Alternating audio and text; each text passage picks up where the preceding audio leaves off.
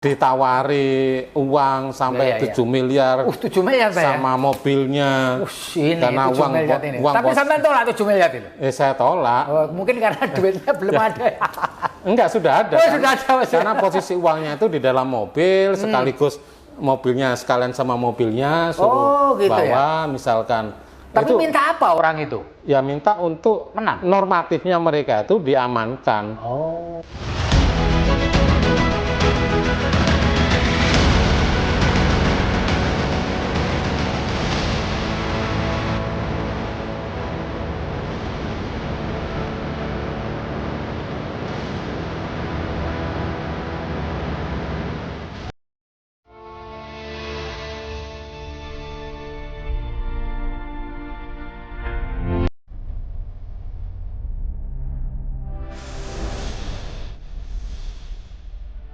Assalamualaikum warahmatullahi wabarakatuh. Salam damai sejahtera buat kita semua. Om Swastiastu, Namo Buddhaya, dan salam kebajikan.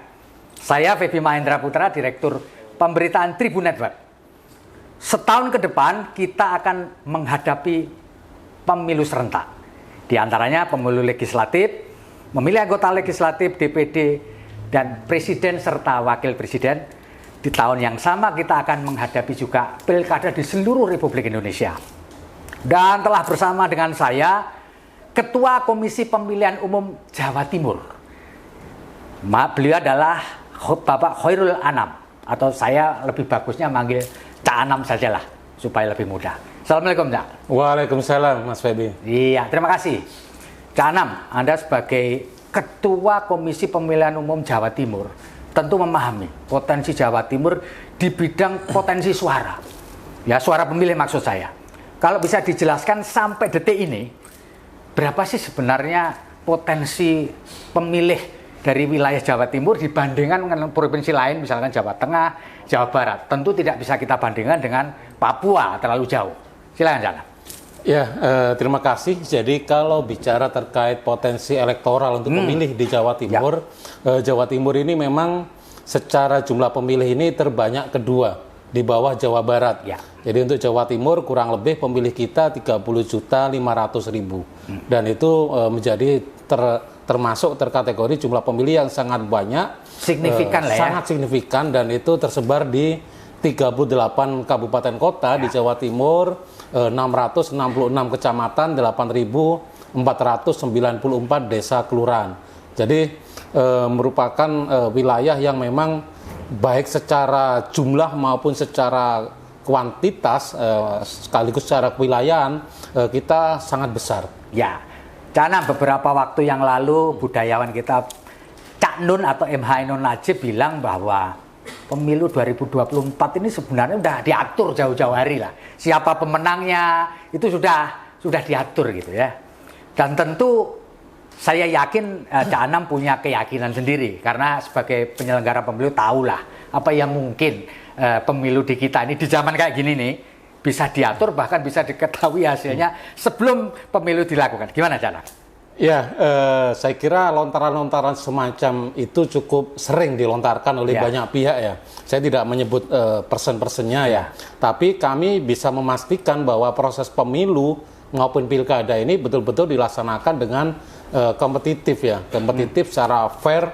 Ini terbukti dengan para peserta pemilu ya, partai politik maupun perseorangan ini terus berlomba-lomba untuk bisa mengikuti proses pemilu. Ini juga menandakan bahwa kompetisi itu ada. Kalau memang sudah ditentukan dari awal, tidak mungkin dong orang mau berkompetisi. Ini faktanya bahwa para kompetitor ini terus bermunculan semakin banyak. Ini yang pertama. Yang kedua, bahwa kerja-kerja KPU sekarang itu sangat terbuka. Semuanya kita buka transparan. Kita buka blak. Ya. Bahkan sampai hasil pemilu tidak hanya di tingkat kabupaten maupun provinsi atau RI. Sampai di tingkat terendah, sampai di tingkat TPS pun ini kita buka. Jadi KPU ini punya, kalau dulu istilahnya situng, kemudian istilahnya sirekap ya, sistem informasi rekapitulasi. Di situ publik bisa mengecek, bisa melihat hasil pemilu. Tidak hanya hasilnya secara angka, tapi sampai pada soft file JPEG ya, berita acara C1 itu bisa dilihat, bisa di-download. Jadi semua orang itu bisa mengecek, oh benar tidak si A si B ini menang di TPS saya. Bisa dicek dia. Di TPS saya cek, oh benar. Ternyata KPU tidak ada perubahan, nggak ada. Mulai dari angka yang ada di TPS sampai ke nasional kita tampilkan. Jadi kita terbuka. Kemudian yang ketiga, kami juga dalam melakukan proses rekrutmen ini kita buka. Bahkan kami di berbagai pihak sekaligus kemarin kita juga sudah melakukan perjanjian kerjasama dengan banyak kampus. EKPRI juga sudah melakukan MOU dengan banyak kampus. Kita malah mengundang para pihak khususnya mahasiswa untuk bisa berpartisipasi menjadi bagian dari penyelenggara. Artinya apa? Kita inginkan mahasiswa anak muda menjadi penyelenggara. Harapannya mereka ini memang masih fresh, masih idealis, tidak mudah untuk disetir, diiming-imingi, baik oleh penyelenggara di atasnya, apalagi oleh peserta pemilu. Ya ini komitmen kita. Jadi di samping terbuka, kita juga berupaya merekrut tenaga-tenaga penyelenggara itu yang profesional. Kita berupaya mengambil dari kawan-kawan mahasiswa ini menjadi priority untuk menjadi penyelenggara. Nah begini, Cak Anam, mungkin nggak sih sebenarnya secara sistem maupun tidak ngutak-utik suara? Misalkan sampean dengan saya bersaing, perolehan suara sampean dipindahkan ke saya. Ini kan banyak masyarakat percaya bahwa kalau kita bekerja sama dengan oknum KPU itu bisa mindah-mindah suara, ya kan? Benar nggak sih? Ya sekali lagi itu persepsi zaman dulu. Oh zaman dulu. Persepsi zaman dulu. Bahwa pemilu kita sekali lagi semuanya terbuka. Secara aturan, regulasi, seluruh proses penyelenggaraan pemilu itu terbuka, diikuti oleh umum, oleh publik. Di tingkat TPS misalkan, ini kita bicara di tingkat TPS, masyarakat bisa mengikuti proses penghitungan. Hasilnya wajib diumumkan, ditempel. Hasilnya, semua pihak boleh menyaksikan, boleh memotret. Ini. Kemudian yang kedua, dari TPS dibawalah ke tingkat kecamatan. Rekap di tingkat kecamatan ini juga terbuka untuk umum. Dihadiri oleh seluruh partai politik. Dihadiri oleh Bawaslu atau di tingkat kecamatan Panwascam. Setelah selesai ini juga harus ditempel dan diumumkan. Pun begitu di tingkat kota, kabupaten maupun provinsi dan pusat. Prosesnya seperti itu. Di samping ini, di samping proses yang memang sudah wajib secara regulasi, KPU kemudian membangun sistem yang namanya Sirekap tadi.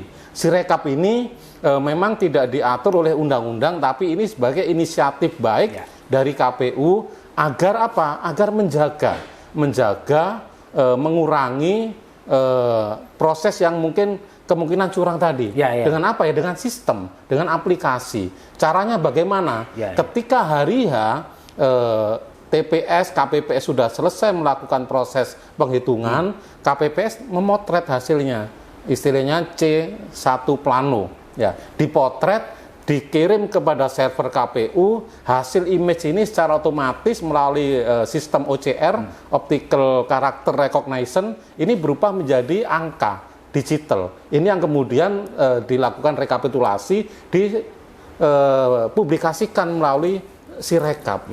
Jadi masyarakat maupun peserta pemilu seringkali saya lihat ketika rekap di tingkat kecamatan, mereka tidak lagi bawa berkas, lagi bawa berkas yang banyak, mereka buka Sirekap kita. Oh benar. Jadi artinya sistem yang dibangun oleh KPU ini sudah dipercaya oleh semua pihak. Jadi sangat kecil peluang untuk fraud ya. Kalau saya mengatakan tidak ada, karena ketika ada proses penyimpangan, ada fraud tadi, election fraud ya, ini pasti akan ketahuan di jenjang berikutnya. Dan sekali lagi proses pemilu ini proses kolosal, melibatkan banyak orang. Kalau seseorang ingin melakukan fraud, melakukan pidana, melakukan penyimpangan terkait pemilu, dia harus mengkondisikan 7 orang KPPS. Dan ini tidak mudah, karena KPPS ini ya ada yang anak-anak kita, tetangga kita, bapak kita, guru kita, guru ngaji, ini kan umum, nggak mudah, hampir nggak mungkin. Belum lagi di setiap TPS ada namanya pengawas TPS. Di situ juga ada saksi-saksi, saksi partai politik, saksi calon presiden, maupun juga ada juga pemantau, ada juga masyarakat. Jadi untuk melakukan ini harus tersistematis, dan itu saya kira selama ini tidak mungkin terjadi. Jadi percuma juga ya kalau misalkan ada caleg atau tim sukses yang kemudian mencoba melobi anggota KPU untuk dibantu, itu percuma ya? Seringkali saya katakan bahwa peserta pemilu itu memang secara psikologis mereka itu menjadi nyaman, menjadi tenang ketika mereka punya kenalan anggota KPU. Gitu ya? Hanya secara psikologis kalau saya karena sebenarnya anggota KPU itu nggak bisa bantu ya? Dia nggak mungkin. Saya misalkan selaku ketua KPU Provinsi Jawa Timur tidak teman mungkin. saya misalkan, terus saya kepingin, Mas Anam, tolong suara saya ditambah-tambah dong dikit-dikit. Gitu. Iya, bisa, dan saya nggak mungkin intervensi sampai tingkat KPPS. Itu suaranya Mas Febi ditambah dong, diganti dong. Itu nggak mungkin. Nggak mungkin ya. Tidak masuk akal. Ya, Mas Anam. Jadi tadi sudah dijelaskan, Mas Anam bahkan mengatakan nggak iso, nggak mungkin itu dilakukan. Nah, Mas, kalau kita melihat fenomena-fenomena sekarang yang ada di lapangan, orang merasa perlu mendekati anggota KPU gitu. Sepanjang pengalaman Mas ini, adakah pihak tertentu yang mencoba mendekati Anda? Banyak. Apa mintanya biasanya, Mas? Ya. Minta apa itu? Biasanya ya tentu saya selaku ketua KPU juga sebagai makhluk sosial ya. Karena pasti punya teman, punya kawan, punya saudara yang mereka nyalek. Dan banyak dari mereka yang kemudian masih beranggapan primitif ya, beranggapan seperti masa lalu bahwa KPU bisa ngatur-ngatur, ngerubah. Ini kan nggak mungkin. Ya. Dan seringkali mereka permintaannya itu tadi, minta suaranya ditambah, diperbanyak. Yang kedua, ini yang normatif, yang paling banyak menyampaikan, ini minta tolong menjaga suara, mengamankan suara. Kalau menjaga suara masih mungkin ya, Mas? Saya selalu menyampaikan, sampean nggak usah meminta. Itu kewajibanku. Itu sudah kewajiban saya. Saman tanpa meminta, nggak harus ngasih saya apa-apa. Ini sudah kami lakukan, kita amankan. Iya. Mas, beberapa waktu yang lalu, tanggal 14 Desember kalau nggak salah, KPU sudah mengumumkan hasil verifikasi faktual dan verifikasi administratif terhadap calon peserta pemilu 2024. Nah, di wilayah Jatim, apakah ada dinamika, Mas, ketika KPU di wilayah Jawa Timur itu harus melakukan verifikasi terhadap calon-calon peserta, terutama partai baru ya, terutama di verifikasi faktual? Ada nggak sesuatu yang dinamika? Kalau bicara proses dinamika dalam setiap tahapan pemilu itu selalu ada dinamika ya. Jadi bicara misalkan terkait verifikasi partai politik ya, kita menemukan misalkan ada pengurus partai ternyata orangnya nggak ada. Didaftarkan sebagai pengurus partai tapi orangnya nggak ada. Ketika kita proses verifikasi tidak ada, bahkan ternyata yang bersangkutan ini sudah bekerja di Kalimantan, ada yang sudah di Jakarta. Nah, ini bagian dari dinamika.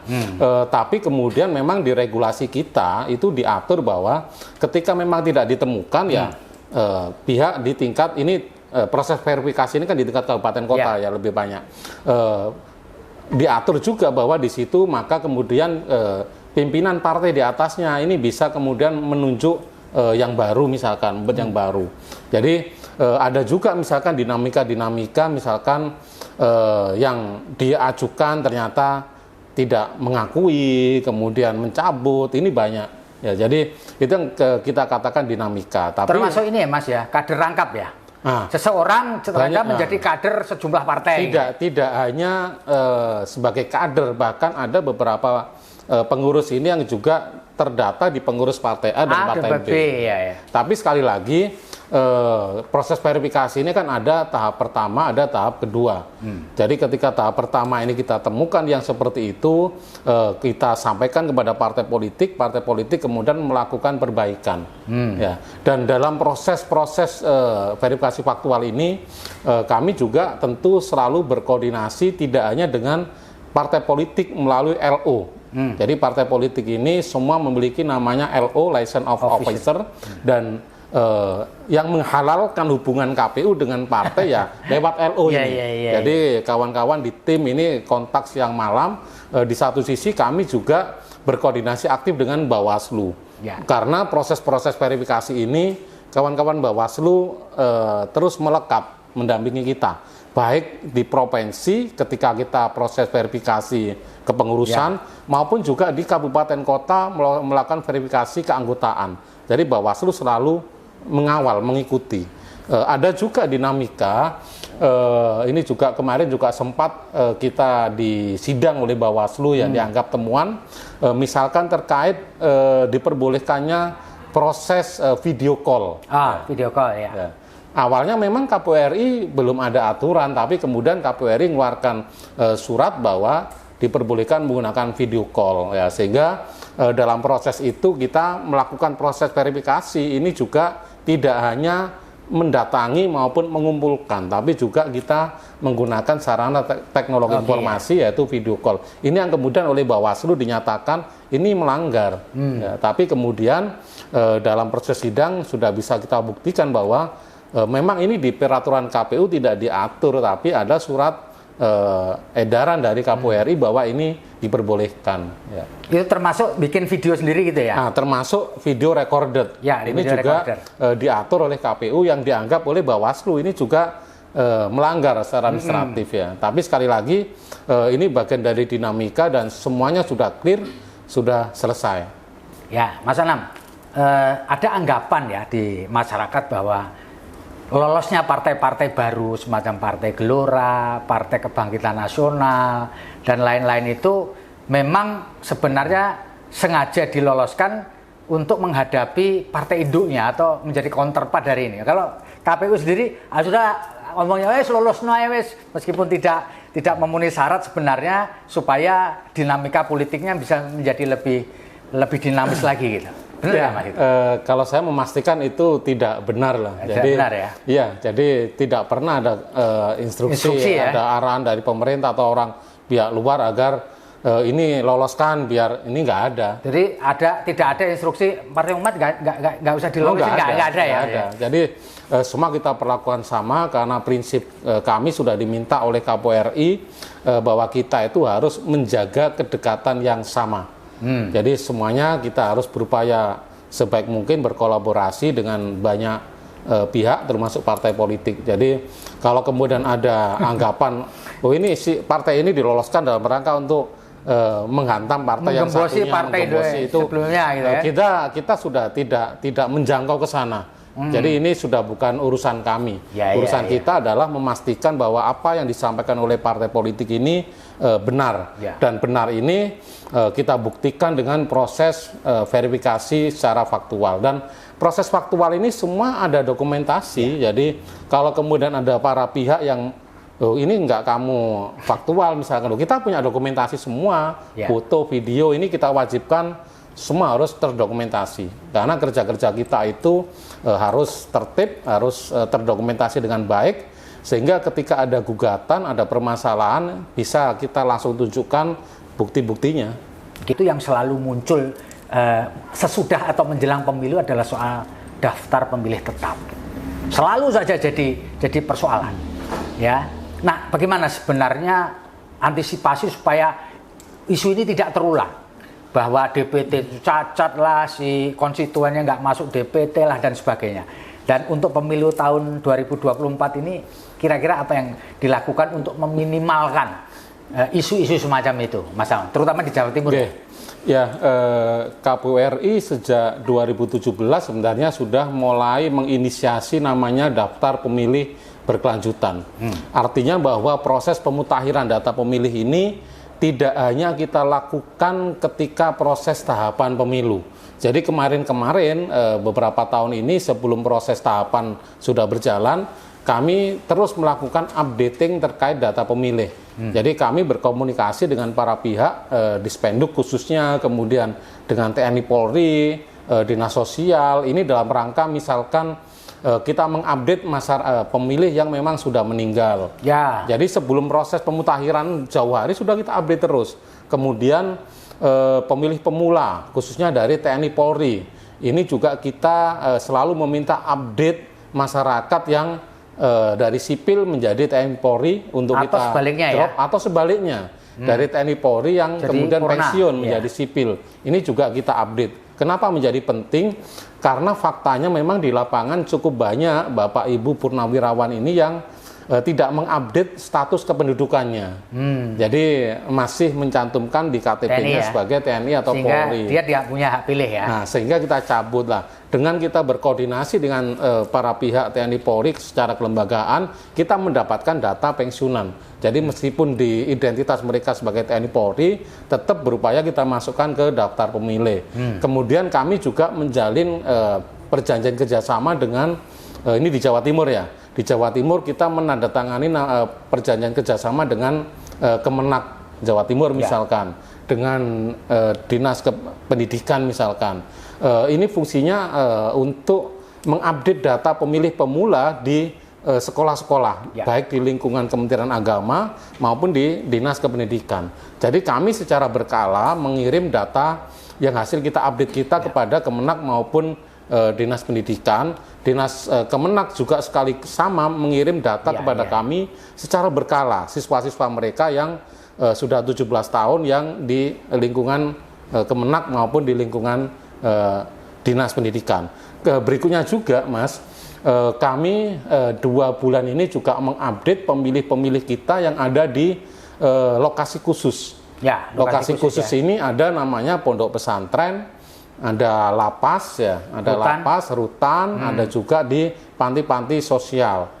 Kemarin seingat saya bulan kemarin, bulan Januari, kami juga sudah melakukan rapat koordinasi dengan Kemenkumham Jawa Timur, dengan para Kemenak dalam hal ini terkait pondok pesantren untuk mengantisipasi. Jadi kami sekarang sudah mendata seluruh penghuni lapas maupun rutan di Jawa Timur.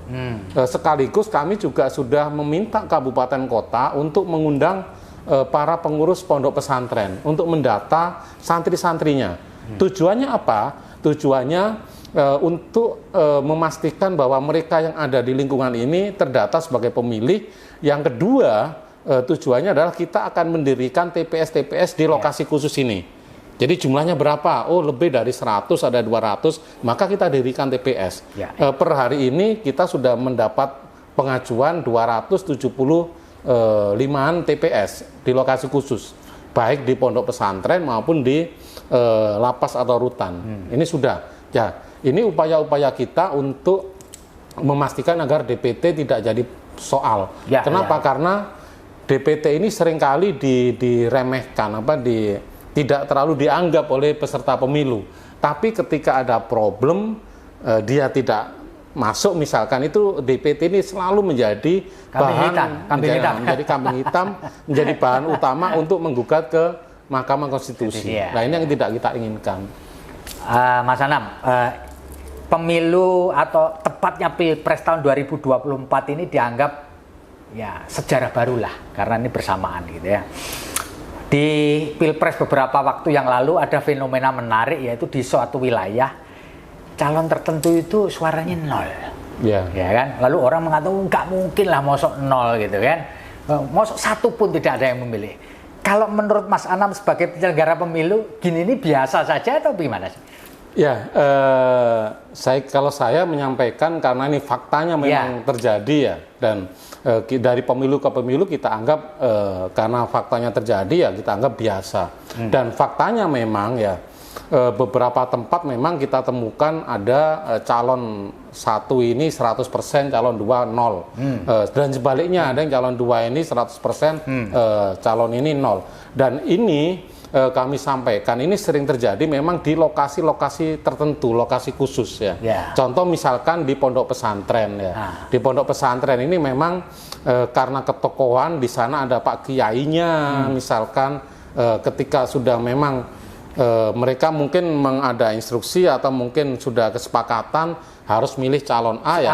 Semuanya calon A. Bahkan ya karena ini sudah terjadi ya, saya mohon izin mungkin menyampaikan nama pondok ini sebagai contoh ya, agar saya tidak ngomong kosong. Contoh misalkan ada salah satu pondok pesantren di Bangil Pasuruan ya, seingat saya itu namanya pondoknya Dalwa ya. Di sana itu 100% ke calon A. Tapi kemudian ada yang melaporkan, oh itu curang, ada kesalahan administratif yang memang ada kelebihan, ada kesalahan ketika proses penginputan surat suara. Maka kemudian diadakanlah PSU, pemungutan suara ulang. Ketika di PSU hasilnya sama 100% kepada calon A atau calon B, hanya satu orang. Dan ketika PSU ini kan berbeda dengan pemungutan suara reguler. Artinya ketika pemungutan suara ulang ini jauh lebih banyak para pihak yang mengawasi, menyaksikan. Tidak hanya KPU, Bawaslu, tapi dari pemerintah, banyak sekali. Dan hasilnya sama, tidak berbeda dengan ketika reguler. Ini membuktikan bahwa ya wajar di lokasi-lokasi tertentu kemudian calon ini bisa menjadi dapat 100% suara. Beda misalkan itu di komunitas yang memang sifatnya heterogen, banyak pihak, kemudian calon hanya satu lah, ini pantus kadang kita curigai. Karena kalau wilayahnya heterogen ya? Ya, kalau misalkan semacam ada pondok, ini masuk akal. Bahkan di 2014 itu saya melihat secara langsung misalkan di Pamekasan itu ada pemungutan suara ulang bukan pilpres, tapi pemilu legislatif. Orang mungkin nggak percaya, nggak masuk akal lah, kok pinter banget, kok sangat pintar pemilih itu kok nyoblos partai terus nyoblos caleg, bukan caleg nomor 1 bahkan, seingat saya caleg nomor 2, semuanya pemilih caleg nomor 2. Dan ini terjadi, saya menyaksikan langsung, mengawasi para pihak banyak, karena saat itu ada pemungutan suara ulang dan faktanya hasilnya sama. Semua pemilih ya nyoblos partai. Seingat saya itu saya sebut Partai Bulan Bintang, calegnya nomor 2. Semuanya nyoblos itu ya. Sakti berarti. Jadi fenomena-fenomena sebenarnya itu secara faktual biasa ya Mas? Biasa. Kecuali saya sampaikan tadi ada satu wilayah yang sifatnya heterogen, terus yang terpilih hanya satu orang lah. Ini kita investigasi. Mas. Sekarang fenomena itu kita dilihat di wilayah Jawa Timur, di jalan-jalan tuh ada sosok-sosok yang menyatakan pilihlah aku nanti jadi presiden gitu ya. Si A for presiden, si B for apa gitu ya. Sebenarnya KPU dan Anda sendiri melihat ini biasa saja atau curi star atau apa sih sebenarnya? Ya kan, orang datang ke suatu tempat ya, ngumpulin orang, presidennya siapa? Febi Mahendra, ya kan? Ya, partainya apa? Mas Hairul Anam gitu. Itu sebenarnya gimana sih? Ya, yang pertama saya melihat itu fenomena yang biasa ya. Biasa aja ya. Jadi nggak ada pelanggaran undang-undang atau nyuruh start itu nggak ada ya. KPU belum bisa menyebut itu sebagai pelanggaran. Kenapa? Karena mereka itu belum ditetapkan sebagai peserta pemilu. Jadi mau pasang baliho 1000, 2000 nggak ada masalah ya? Kalau bagi kami sepanjang ini kan di luar kemampuan kita ya. Karena itu sudah wilayahnya pemerintah daerah. Berizin atau tidak gitu. Perizinan atau macam-macam. Sepanjang itu terpenuhi, saya kira nggak masalah karena mereka itu belum jadi peserta, bukan peserta dan di situ juga saya lihat belum ada ajakan coblos saya, pilih saya. Biasanya cuman Febi untuk 2024 misalkan. Itu bukan ajakan kali itu kan belum ajakan, itu bagian dari sosialisasi karena kampanye sendiri itu ada klasifikasi. Yang disebut kampanye itu apa? Nah, di situ ada misalkan yang disebut kampanye itu orang menyampaikan visi, misi, kemudian dia mengajak pemilih untuk memilih dia. Jadi yang disebut kampanye itu harus akumulatif. Kalau dia hanya nampilkan foto bahwa saya misalkan calon presiden 2024 itu kalau versi kami itu belum bagian dari kampanye karena di satu sisi juga dia belum peserta karena dia belum menjadi peserta dia tidak kemudian tidak termasuk di aturan-aturan belum mengikat aturan belum peserta kok dan kami KPU tidak punya kewenangan. Oh ini mencuri start, oh ini harus dilepas. Kita nggak punya kewenangan, belum punya kewenangan. Baru nanti ketika kalau dia sudah mendaftar dan lolos, dinyatakan sebagai ini menjadi peserta masa kampanye, baru aturan-aturan kita itu mengikat kepada peserta. Nah kalau partai politik kan sudah dinyatakan siapa yang lolos sebagai peserta pemilu 2024. Artinya dia kan peserta pemilu. Sama. Lalu saya berkampanye misalkan untuk partai tertentu. Boleh kalau nggak? terkait partai politik ini sekali lagi belum masuk ke masa kampanye. Dan sekali lagi yang disebut kampanye itu akumulasi, ya, ada ajakan, penyampaian visi misi dan sebagainya. Sepanjang kemudian mereka pasang gambar, baliho, ini menjadi bagian dari proses sosialisasi, bukan kampanye. Ya. Jadi kalau saya misalkan kader partai tertentu, saya ngumpulin massa, saya orasi, nomor saya sekian, jangan lupa loh ya, nanti tahun 2024 coblos partai kita loh ya, itu kampanye apa bukan Mas? Belum masa kampanye loh ini, misalkan minggu depan itu, gimana ini Mas? Iya, jadi ini kan yang kita ya. tetapkan sementara kan masih partai politik, belum caleg. Ya. Oh. Kan belum caleg. Iya. Ya, jadi belum caleg. Calegnya belum. Ya. Kalau saya ngobrolin partai politiknya nggak ada masalah ya? Nggak apa-apa. Kalau caleg bebas terserah dan belum mengikat. Jadi Mas Febi ini kan masih bakal calon anggota legislatif. Bahkan belum caleg, masih bakal calon. Ya ngomong apa aja ya terserah mau. Apa ya? Yang penting sekali lagi aturan-aturan umum ya terkait misalkan pemasakan reklame, kemudian tidak menggunakan masjid sebagai sarana untuk berpolitik, melakukan ujaran kebencian, ya. Nah, termasuk ujaran kebencian. Nah, ini yang tentu akan banyak ada institusi khusus yang akan menangani. Bawaslu pun belum memiliki kewenangan untuk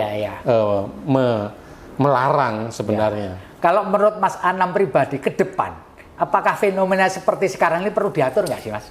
Fenomena kayak gini ya belum jadi calon, masih bacalon, tapi sudah kemana-mana itu perlu diatur atau biarin aja menurut sampean? Kalau saya sih, kalau secara personal, karena ini belum ada aturannya, ke depan bagaimana, kalau saya ya biarkan saja untuk meramaikan proses demokrasi. Sepanjang sekali lagi, aturan-aturan dia memasang baliho, memasang spanduk ini mengikuti aturan sesuai di pemerintah daerah masing-masing. Mereka bayar pajak, kemudian tidak merusak taman, saya kira sah-sah saja. Dan tidak melanggar undang-undang ITE gitu. Betul. Ya. Termasuk ujaran kebencian, black campaign gitu ya Mas ya. Baik, Mas, kalau kita lihat pemilu ke depan ini, Anda kan sudah menjadi bagian dari penyelenggara pemilu sudah lama ya. Kalau nggak salah 14 tahun tadi disebutkan. Selama periode 14 tahun itu Mas, ada nggak cerita yang sampean nggak bisa lupakan? Selama 14 tahun ngurusi pilih memilih ini, ada nggak sesuatu yang nggak bisa saya lupakan? Ya, sampean lupakan. Apa ya? Karena memang di politik kita di pemilu itu terlalu banyak momentum yang luar biasa, sehingga kadang ada kalanya kalau ditanya momentum apa yang paling bermakna. Misalkan kita sampai di demo besar-besaran sampai dikepung, misalnya perang enggak, atau sampai dikasih sekoper uang tapi sampai nggak mau gitu kan? Saya jangan berikan ke saya, kepada istri saya yang bukan komisioner, misalkan kayak gitu misalkan. Pernah nggak Mas mengalami hal seperti itu Mas? Ya apa ya? Diprovokasi, diancam, ya kan, ditekan, ya kan, dirayu. Banyak sebenarnya banyak, cuman saya karena terlalu banyaknya momentum mungkin saya juga menjadi bingung karena memang kalau kita di KP itu terlalu banyak dinamika. Kalau soal ada ancaman, ada WA, telepon, diancam rumahnya dibakar, di demo, ini kan sudah menjadi kayak sego pecel. Jadi, tapi sudah pernah itu semua ya? Udah pernah. Ditawari uang sampai 7 miliar. 7 miliar sama mobilnya. Ini karena uang ini. Tapi sampai tolak 7 miliar itu? Saya tolak. Mungkin karena duitnya belum ada. Enggak, sudah ada. Sudah ada. Karena posisi uangnya itu di dalam mobil, sekaligus mobilnya sekalian sama mobilnya suruh gitu bawa, misalkan. Tapi itu, minta apa orang itu? Ya minta untuk menang. Normatifnya mereka itu diamankan. Kalau karena saya katakan tadi secara psikologis memang calon anggota legislatif ini merasa nyaman kalau dia sudah kenal, sudah menyelesaikan penyelenggara. Ini secara psikologis, dan ini yang sering kali ada kalanya dimanfaatkan kawan-kawan penyelenggara yang oknum-oknum penyelenggara memanfaatkan psikologis caleg. Kadang dipeden-pedeni. Loh, kamu kalau nggak saya amankan nanti suaramu pasti berubah. Lah, namanya caleg, dia sudah menghabiskan banyak uang, campaign kepada pemilih, menyelesaikan di bawah. Mereka kemudian secara psikologis, jangan sampai aku sudah habis banyak, kemudian di provinsi kemudian berubah. Lah, hanya dengan mengatakan saya jaga suara Anda, Aman. ini normatif. Saya nggak melakukan apa-apa, itu saya bisa mengambil keuntungan. Ini kalau mau. Padahal nggak jalanin apa-apa, Diam tapi aja terima saya. duit gitu ya. Mobilnya Karena saya 7M sama mobil tadi karena saya diterima sudah tahu gitu ya. hasilnya Mas Feby sudah pasti jadi. Nah, tapi dan faktanya misalkan di pemilu 2019 kemarin kami mengembalikan di provinsi itu beberapa kursi dari partai politik ya. Jadi ada kemarin di Dapil Pasuruan di level provinsi kita kembalikan karena ada potensi fraud di sana. Ya, ini juga kita setelah itu juga kita lakukan proses pengawasan internal pada yang bersangkutan. Kita temukan loh, ini kok ada perbedaan. Ada laporan. Ini di tingkat provinsi malah kita kembalikan. Yang seharusnya haknya Mas Feby ya kita kembalikan ke Mas Feby. Ada yang caleg dari DPR RI yang awalnya dia nggak jadi, ya kita kembalikan menjadi jadi. Ada juga di beberapa di Madura, kita hitung ulang, kita buka lagi di tingkat provinsi. Oh ternyata ada kesalahan, ada bahkan kita temukan ada oknum yang sengaja merubah. Ini yang saya katakan di awal tadi. Ya, ketika kemudian orang itu bermain misalkan di level kecamatan, biasanya nanti di tingkat pleno di atasnya ini akan ketahuan. Oh gitu ya. Ya. Sama halnya ketika di tingkat KPU kabupaten kota ada proses perubahan permainan di provinsi ya ketahuan karena proses penghitungan administrasi pemilu itu tidak agak rumit ya. Sehingga ketika orang itu merubah di sini ini akan ketahuan di sini ya. Dan ini sekali lagi tidak mudah. Dan ini faktanya kemarin beberapa ya kita kembalikan kepada memang yang berhak. Baik, Mas Anam, Anda pasti punya imbauan lah kepada warga Jawa Timur untuk terkait dengan supaya dia tidak kehilangan hak pilih di tahun 2024. Apa yang mesti masyarakat lakukan supaya dia bisa melakukan hak pilihnya atau hak konstitusionalnya nanti supaya dia nggak angus gitu suaranya. Apa yang harus mereka lakukan? Silakan. Jadi yang pertama saya menghimbau kepada masyarakat khususnya di Jawa Timur untuk berpartisipasi aktif dalam pemilu. Berpartisipasi ini artinya tidak hanya datang ketika hari H 14 Februari untuk menggunakan hak pilih, tapi masyarakat juga bisa berpartisipasi menjadi bagian dari penyelenggara pemilu. Karena kami juga membutuhkan banyak sekali tenaga, baik di tingkat kecamatan, desa, kelurahan, maupun juga sebagai KPPS ya. Kami membutuhkan kurang lebih 1 juta petugas untuk di 2024 ya, karena TPS kita itu kurang lebih bisa 120.000 sampai 125.000 TPS. Satu TPS kita membutuhkan 7 KPPS dan 2 petugas pengamanan TPS. Jadi hampir 1 juta kita butuhkan. Jadi kami berharap masyarakat Jawa Timur berpartisipasi tidak hanya sebagai pemilih tapi juga bisa menjadi penyelenggara. Kemudian yang kedua, berpartisipasi tidak hanya sebagai penyelenggara maupun pemilih tapi juga berpartisipasi mengikuti seluruh tahapan pemilu. Kalau memang ada ditemukan yang tidak benar segera sampaikan. Ya, kami di tingkat provinsi, kabupaten, kota, medsos kami juga semuanya aktif. Ya, bisa kita dilaporkan baik via surat maupun email melalui proses pengawasan kita, maupun juga seringkali mereka lapor melalui komen-komen di sosmed kita ya. Kemudian yang ketiga, kami juga berharap masyarakat juga ikut bekerja sama membantu kami dengan memberikan data yang benar ketika petugas kami melakukan coklit atau pencocokan dan penelitian. Karena tanggal 12 Februari besok, ya, 12 Februari besok sampai tanggal 14 Maret 2023 ini, petugas coklit kita, petugas Pantarlih akan mendatangi rumah jenengan semua, door to door. Jadi kami berharap Bapak Ibu sekalian bisa memberikan data yang benar sehingga kita bisa memutakhirkan data pemilih kita. Dan yang keempat, masyarakat juga bisa mengecek di website KPU apakah yang bersangkutan sudah terdaftar sebagai pemilih atau tidak ya. Jadi kita bisa memastikan bahwa Mas Feby cek ke teknik akan muncul sudah terdaftar di TPS berapa, kelurahan berapa. Di situ terbuka kok. Bahkan di situ juga akan muncul di TPS itu siapa saja. Ya. Jadi sudah nggak ada isu pemilih siluman, pemilih hantu, penggelembungan pemilih itu nggak ada sekarang. Isu itu sudah nggak ada. Dan yang terakhir, yang kelima, kami berharap masyarakat juga tidak mudah termakan oleh hoax, khususnya hoax terkait pemilu ya. Silahkan kalau ada pemberitaan-pemberitaan terkait pemilu yang tidak benar, yang aneh ya bisa mengecek langsung di pemberitaan KPU, karena kami updating informasi, selalu kita update di website KPU juga ada meme-meme terkait hoax-hoax pemilu. Jadi seluruh hoax pemilu ini biasanya langsung kita counter dengan meme, karena masyarakat kita itu tidak terlalu suka membaca gambar ya. Nah, seringkali kita buatkan gambar ya.